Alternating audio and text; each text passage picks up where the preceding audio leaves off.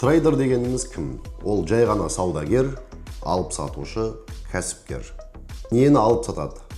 Активтарды. Қандай? Ол бірінші акциялар, фьючерстар, индекстер, валюта, криптовалюта.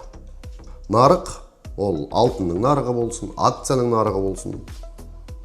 Минут сайын ол қозғалыста баға көтеріліп түсіп тұрады. Ал трейдер не істейді?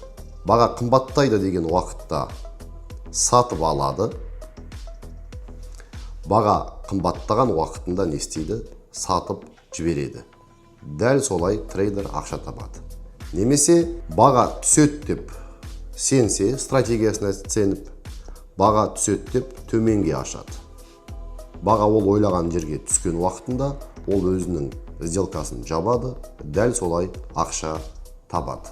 Нағыз трейдер баға қымбаттай ма, түсе ма, оған мән бермейді. Бастысы ол баға көтерілсе де, түссе де ақша таба біледі. Әрине, білімі индикаторы болса. Сәттілік.